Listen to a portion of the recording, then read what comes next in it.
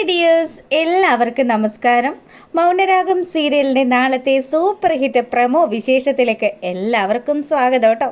അങ്ങനെ കാർത്തികയ്ക്ക് അപകടം പറ്റിയിട്ട് നമ്മുടെ കല്യാണിയും കിരണും കൂടി കാർത്തികയെ രക്ഷിച്ച് ഇപ്പം ആശുപത്രിയിൽ എത്തിച്ചിരിക്കുക. അങ്ങനെ കാർത്തികയോട് നമ്മുടെ കല്യാണി സംസാരിച്ചു. ചേച്ചീനെ ഇങ്ങനെയുള്ള ഒരു അവസ്ഥയിലാക്കിയത് അവനാണല്ലേ, ആ വിക്രം. അതേ മോളെ, അവൻ എന്നെ ഇങ്ങനെ ആക്കി. ഇനിയിപ്പം നിന്നെ ആയിരിക്കും അവൻ അടുത്തതായിട്ട് ലക്ഷ്യമിടുന്നത്. എന്തായാലും നീയും കിരണും ഒക്കെ ഒരുപാട് ശ്രദ്ധിക്കണമെന്ന് കാർത്തിക പറഞ്ഞു. ഇത് കേട്ടപ്പോൾ തന്നെ കിരണാണെങ്കിൽ കാർത്തികയ്ക്ക് അതിനുള്ള മറുപടി കൊടുക്കുക. ഇനി അവൻ ഒരിക്കലും ആരുടെ നേരെയും കൈ പൊക്കാത്ത രീതിയിൽ അവൻ്റെ കൈ ഞാൻ ഒടിച്ചിടും. അവനെ ഇനി അനുഭവിക്കാൻ പോകുന്നതേ ഉള്ളൂ. കാർത്തിക കണ്ടോ, ഞങ്ങളെന്തായാലും പുറത്തുണ്ടാവുമെന്ന് പറഞ്ഞ് കാർത്തികയോട് യാത്രയും പറഞ്ഞ് കിരണും കല്യാണിയും കൂടി ആ ഒരു റൂമിന് വെളിയിൽ ഇറങ്ങുക. അവിടെ ഇറങ്ങിയതും കാർത്തികയെക്കുറിച്ചും കാർത്തികയ്ക്ക് ഇപ്പം ഇങ്ങനെ ഒരു അവസ്ഥ സംഭവിച്ചതിനെക്കുറിച്ചും നമ്മുടെ കല്യാണി കിരണിനോട് പറയുക. അതെ, അവൻ സ്വന്തം കൂടപ്പുറപ്പാണെന്ന് പോലും നോക്കാതെ എൻ്റെ ചേച്ചിയുടെ തലക്കടിച്ച് ഈ രീതിയിലാക്കിയില്ലേ. എന്തെങ്കിലും സംഭവിച്ചു പോയിരുന്നെങ്കിലോ, ഡോക്ടർ പറഞ്ഞതനുസരിച്ച് നമ്മൾ വരാൻ ഒരു അല്പം വൈകിയിരുന്നെങ്കിൽ കാർത്തിക ചേച്ചി ഇന്ന് നമ്മുടെ കൂടെ ഉണ്ടാകില്ലായിരുന്നു കിരണേട്ട. അതെ, അതുതന്നെയാണ്. എന്തായാലും അത് സംഭവിക്കാതിരുന്നത് ആ ലക്ഷ്മി അമ്മയുടെ പ്രാർത്ഥന ഒന്നുകൊണ്ട് മാത്രമായിരിക്കും കല്യാണി. നീ വിഷമിക്കണ്ട കേട്ടോ. എന്തായാലും ഇതിനൊക്കെ കാരണക്കാരനായിട്ടുള്ള ആ വിക്രത്തിനെ നമുക്ക് പൂട്ടണമെന്ന് കല്യാണിയും അതുപോലെ നമ്മുടെ കിരണും കൂടി ഉറച്ചൊരു തീരുമാനം എടുക്കുക. അങ്ങനെ വിവരങ്ങളൊക്കെ അറിഞ്ഞ് ആശുപത്രിയിലേക്ക് ഓടിപ്പാഞ്ഞു വരിക നമ്മുടെ മുത്തശ്ശിയെ കണ്ടപ്പോൾ തന്നെ കല്യാണിയാണെങ്കിൽ ഓടിച്ചെന്നു. മുത്തശ്ശി, മോളെ, എടി എന്താടി സംഭവിച്ചത്? മുത്തശ്ശി ഒന്നും പറയണ്ട മുത്തശ്ശി. എന്ത് ചെയ്യാനാ, എനിക്കൊരു ആങ്ങളയുണ്ടല്ലോ, ഒരു അസുര വിത്ത്. അവൻ ചെയ്ത ചതിയ. കാർത്തിക ചേച്ചിയുടെ വീട്ടിൽ കയറി ചേച്ചിയെ ആക്രമിച്ചു. അതും പോരാഞ്ഞ് ചേച്ചിയുടെ സ്വർണവും പണവും ഒക്കെ മോഷ്ടിച്ചു. ചേച്ചി ഇപ്പം തലനാരിഴയ്ക്കാണ് രക്ഷപ്പെട്ടിരിക്കുന്നത്. എൻ്റെ മോളെ, എനിക്ക് അവളൊന്ന് കാണണമല്ലോ. കുറേ കാലങ്ങൾക്ക് ശേഷം ഞാൻ ചെയ്ത തെറ്റുകൾ തിരുത്തി ഇപ്പതാ ഞാൻ നല്ല പാതയിൽ സഞ്ചരിച്ചുകൊണ്ടിരിക്കുക. ആ സമയത്ത് ഈ പ്രകാശനും മകനും മാത്രം എന്താണ് ഇപ്പോഴും നല്ല ബുദ്ധി ഉദിക്കാത്തതെന്ന് എല്ലാ ദിവസവും ഞാൻ ഈശ്വരന്മാരെ വിളിച്ച് പ്രാർത്ഥിക്കുന്നുണ്ടെന്ന് മൂങ്ങ പറഞ്ഞു. കല്യാണിയാണെങ്കിൽ നല്ല വിഷമത്തിൽ നിൽക്കുമ്പം മൂങ്ങാമുത്തശ്ശി അവളെ ആശ്വസിപ്പിക്കുക. അങ്ങനെ നമ്മുടെ കല്യാണിയോട് മൂങ്ങ ആ കാര്യം പറഞ്ഞു. അവനെ ഞാൻ പോയി കണ്ടാലോ, ആ വിക്രത്തെ? അവനും അവൻ്റെ തന്തപ്പടിയൊക്കെ എവിടെയുണ്ടെന്ന് ഞാൻ അന്വേഷിച്ച് വെച്ചിരിക്കുക മോളെ. അവനെ പ്രകാശൻ ഇത്രയും നാളും ഈ നാട്ടിലേ ഇല്ലായിരുന്നു. എങ്ങാണ്ടൊക്കെ ദേശാടനവും കഴിഞ്ഞ് ഏതൊക്കെയോ ക്ഷേത്രത്തിൽ ദർശനവും കഴിഞ്ഞ് അവൻ എത്തിയിട്ടുണ്ട്. എന്തായാലും അവനെ ഇപ്പോൾ എവിടെ ഉള്ളതെന്നൊക്കെ എനിക്ക് വ്യക്തമായിട്ടറിയാം. അങ്ങനെയാണെങ്കിൽ ഞാൻ പോയി അവനെ കണ്ട് 2 കൊടുത്താലോ? വേണ്ട മുത്തശ്ശി, അവൻ എവിടെയാണ് ഉള്ളതെന്ന് കിരണേട്ടൻ വ്യക്തമായിട്ട് അന്വേഷിച്ച് മനസ്സിലാക്കിയിട്ടുണ്ട്. ഇനി എന്തായാലും അവൻ്റെ ഒളിച്ചു കളിക്കൊന്നും അധികം ആയുസ്സുണ്ടാവില്ല. അപ്പം കിരണും നമ്മുടെ മൂങ്ങിയോട് പറഞ്ഞു, എന്തായാലും മുത്തശ്ശി പേടിക്കൊന്നും വേണ്ട. കാർത്തിക ചേച്ചിക്ക് ഇപ്പോൾ പ്രത്യേകിച്ച് പ്രശ്നങ്ങളൊന്നുമില്ല. ആ തലയ്ക്ക് ക്ഷതം സംഭവിച്ചത് കൊണ്ട് തന്നെ അതിൻ്റെ ചെറിയ അസ്വസ്ഥതകൾ മാത്രമേ ചേച്ചിക്കുള്ളൂ. മുത്തശ്ശി പോയി ചേച്ചിയെ കണ്ടോളാൻ പറഞ്ഞു. അങ്ങനെ നമ്മുടെ മൂങ്ങ മുത്തശ്ശി കാർത്തികയെ പോയി കാണുക. കാർത്തികയെ കണ്ട പാടെ തന്നെ മൂങ്ങ നിന്ന് കരയാൻ തുടങ്ങിയതും എന്തിനാ അമ്മൂമ്മ കരയുന്നതെന്ന് കാർത്തിക ചോദിച്ചു. ഒന്നുമില്ല മോളെ, നീ ജനിച്ചപ്പോൾ മുതൽ ഞാൻ നിന്നോട് എന്തുമാത്രം ക്രൂരതകളാണ് ചെയ്തിട്ടുള്ളത്. നിൻ്റെ അമ്മയെ ഉപേക്ഷിച്ച് ആ പ്രകാശനും ഞാനും കൂടി നാട് വിട്ടില്ലേ. എന്നിട്ടും അവിടെ നിന്നും ഒക്കെ പിടിച്ചു കയറി രക്ഷപ്പെട്ട് ഇപ്പതാ നിങ്ങൾ സന്തോഷത്തോടു കൂടി ജീവിക്കുകയല്ലേ. എന്നിട്ടും അവന്മാർ നിങ്ങളെ ജീവിക്കാൻ അനുവദിക്കുന്നുണ്ടോ എന്ന് മൂങ്ങ കാർത്തികയോട് ചോദിച്ചു. എന്ത് ചെയ്യാനാ മുത്തശ്ശി, അവൻ അങ്ങനെയായി പോയി. അവനൊരു അല്പം പോലും മനസാക്ഷി ഇല്ലാതെയാണ് എന്നോട് പെരുമാറിയത്. എത്രയൊക്കെ വന്നാലും ഞങ്ങൾ രണ്ടുപേരും ഒരച്ഛൻ്റെ മക്കളല്ലേ, അതുപോലും അവൻ ആലോചിച്ചില്ലല്ലോ എന്ന് കാർത്തിക പറഞ്ഞതും അതെ, അവനെ വളർത്തി വഷളാക്കിയതിൽ ഒരു പങ്ക് എനിക്കും ഉണ്ട് മോളെ. നീ വിഷമിക്കുകയൊന്നും വേണ്ട. എന്തായാലും കിരൺ ഇതിനൊക്കെയുള്ളൊരു പരിഹാരം കാണും. ഞാൻ അത് തന്നെ ആഗ്രഹിക്കുന്നതെന്ന് കാർത്തിക നമ്മുടെ മൂങ്ങയോട് പറഞ്ഞു. അങ്ങനെ ഇവർ സംസാരിച്ചു കൊണ്ട് നിൽക്കുമ്പം കല്യാണി അങ്ങോട്ട് വരിക.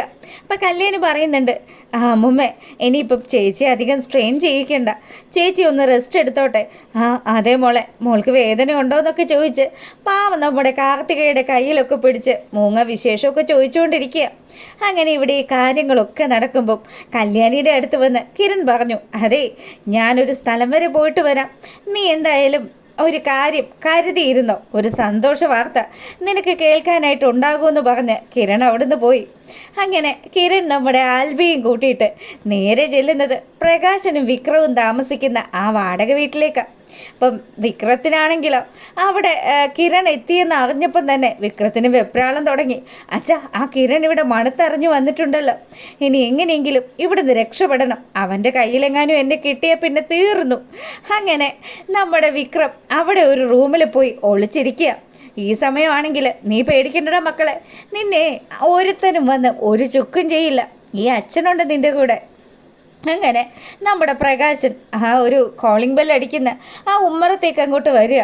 അപ്പം നോക്കുമ്പോൾ കാണുന്നത് നമ്മുടെ കിരണിനെയും ആൽബിയെയും. നീയൊക്കെ എന്താടാ ഇവിടെ, എന്താ കാര്യമെന്ന് ചോദിച്ച് പ്രകാശൻ ഭയങ്കര ഗൗരവത്തോടു കൂടി കിരണിൻ്റെ അടുത്ത് സംസാരിച്ചു. അപ്പം കിരൺ പറഞ്ഞു, എടോ തൻ്റെ മോൻ ഇവിടെ എവിടെയോ ഉണ്ടല്ലോ, ഇറക്കി വിടടോ അവനെ. എന്താ പ്രശ്നം? ഓ, തനിക്കിപ്പോൾ ഒന്നും അറിയില്ലല്ലേ, താൻ നന്നായെന്നാണ് ഞങ്ങൾ വിചാരിച്ചത്. പക്ഷേ തൻ്റെ മകൻ്റെ എല്ലാ കൊള്ളരുതായ്മകൾക്കും കൊട പിടിക്കുന്ന ഒരു തന്തയാ താനെന്ന് ഇപ്പോഴാണോ എനിക്ക് മനസ്സിലായതെന്ന് കിരൺ പറഞ്ഞു. അപ്പോൾ പ്രകാശം പറയുന്നുണ്ട്, നിൻ്റെയൊക്കെ ഉദ്ദേശം എന്താ? അല്ല, ഇവൻ ആ സോണിയുടെ ഭർത്താവല്ലേ, നീ എന്താണ് ഇവിടെ വന്നത്? എടോ, ഞങ്ങൾ എന്തിനാ വന്നതെന്ന് തനിക്ക് മറ്റാരെക്കാട്ടിലും നന്നായിട്ട് അറിയാമല്ലോ. മര്യാദക്ക് തൻ്റെ മകനെ ഇങ്ങ് ഇറക്കി വിടണോ, അല്ലെങ്കിൽ ഞാനിപ്പോൾ വീട്ടിൽ കയറി അവനെ പിടിച്ചിറക്കുമെന്ന് കിരണും ആൽബിയും കൂടി പറഞ്ഞു. അതൊക്കെ കേട്ടപ്പോൾ ശരിക്കും നമ്മുടെ പ്രകാശനൊന്ന് വരണ്ടു. എന്നാലും പ്രകാശം പറഞ്ഞു, എടാ സത്യം പറയും, എൻ്റെ മകനെ കള്ളക്കേസ് കൊടുക്കാനല്ലേ നീയൊക്കെ ഇവിടെ വന്നത്? കള്ളക്കേസല്ലടോ, ശരിക്കുള്ള കേസാ. സ്വന്തം മകളല്ലേടോ കാർത്തിക. എന്നിട്ട് ആ കുഞ്ഞിനെ ഈ രീതിയിൽ ഉപദ്രവിച്ച തൻ്റെ മകനെ എന്ത് ചെയ്യണം? താനൊക്കെ ഒരു തന്തയാണോടോ എന്ന് കിരൺ നമ്മുടെ പ്രകാശനോട് ചോദിച്ചു. അപ്പോൾ പ്രകാശം പറയുന്നുണ്ട്, എടാ എനിക്ക് പെമ്മക്കളെ ഒന്നും ഇഷ്ടമല്ലെന്ന് നിനക്കറിയാലോ. എൻ്റെ ഒരേ ഒരു രാജകുമാരനാണ് എൻ്റെ മകൻ വിക്രമാദിത്യൻ. അവനെ കഴിഞ്ഞിട്ടേ എനിക്ക് മറ്റാരും ഉള്ളൂ. എന്തായാലും നീയൊക്കെ വന്ന കാര്യം നടക്കാൻ പോകുന്നില്ല, മര്യാദയ്ക്ക് എൻ്റെ വീട്ടിൽ നിന്ന് ഇറങ്ങിപ്പോടാന്ന് കിരണിൻ്റെ മുഖത്ത് നോക്കി പ്രകാശം പറഞ്ഞു. ഇയാളോട് ഈ രീതി പറഞ്ഞിട്ട് കാര്യമില്ല ചേട്ടാ, നമുക്ക് അകത്ത് കയറി തപ്പാന്ന് ആൽബി പറഞ്ഞതും കിരണാണെങ്കിൽ ഇതാ നമ്മുടെ വിക്രത്തെ പൊക്കാൻ ഇറങ്ങുകയാണ്. അങ്ങനെ അവിടെ ഒരു റൂമിനകത്ത് പതുങ്ങിയിരിക്കുക നമ്മുടെ വിക്രം.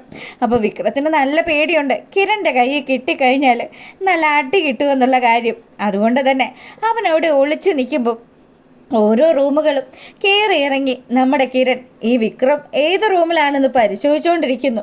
അങ്ങനെ ഒടുവിൽ ആ കള്ളൻ നമ്മുടെ കിരണിൻ്റെ കയ്യിൽ പെടുകയാണ്. അങ്ങനെ കിരണാണെങ്കിൽ കിട്ടിയ പാടം തന്നെ അവൻ്റെ കരണക്കുറ്റി നോക്കി രണ്ടടിയങ്ങ് വെച്ച് കൊടുത്തു. എടാ, സ്വന്തം കൂടപ്പറപ്പ്, സ്വന്തം രക്തം, അതിനെ ഉപദ്രവിച്ച് നിന്നെയുണ്ടല്ലോ വലിച്ചു കീറുക ചെയ്യേണ്ടത്. എടോ, താൻ വിടറോ, താൻ ആരാ കാർത്തികയുടെ രക്ഷകനാണോ എന്ന് വിക്രം കിരണിനോട് ചോദിക്കുക. ഇത് കേട്ടപ്പോൾ തന്നെ, അതേടാ, കാർത്തികയുടെ രക്ഷകനും നിന്റെ അന്തകനും ഞാൻ തന്നെയാ. നീ ആരും നോക്കിയില്ലെങ്കിലും നിന്റെ പെങ്ങാമാരെ നോക്കേണ്ടവൻ നീയാ. എന്നിട്ട് നീ ഇപ്പോൾ കാണിക്കുന്നത് എന്താ? സ്വന്തം കൂടപ്പറപ്പുകളെയൊക്കെ ഇങ്ങനെ മറഞ്ഞിരുന്ന് ആക്രമിക്കുന്ന നിന്നെ പോലെയുള്ളൊരു ദുഷ്ടനെ ഇനി ഇവിടെ പൊറപ്പിക്കാൻ പറ്റത്തില്ല എന്ന് പറഞ്ഞ് കിരൺ നമ്മുടെ വിക്രത്തിൻ്റെ കവളിന് കുത്തിപ്പിടിക്കുക. വിക്രമാണെങ്കിലോ എടോ വിടടോ എന്നൊക്കെ പറയുന്നുണ്ട്. പക്ഷേ പ്രകാശനും ഇതൊക്കെ കണ്ട് തടയാൻ ശ്രമിക്കുന്നുണ്ടെങ്കിലും ഒന്നും ഫലവത്താവുന്നില്ല. പ്രകാശനെയൊക്കെ പിടിച്ച് തള്ളി മാറ്റുകയാണ് ആൽബി. അപ്പം പ്രകാശൻ വന്നിട്ട് പറയുന്നുണ്ട്, എടാ നീയൊക്കെ കൂടി എൻ്റെ കുഞ്ഞിനെ തല്ലി കൊല്ലുമോ? ഇതെന്താ ഇവിടെ നടക്കുന്നത്? മനുഷ്യന് സമാധാനമായിട്ട് ജീവിക്കാനും പറ്റില്ലല്ലോ. താനൊന്നും ജീവിക്കേണ്ടടോ.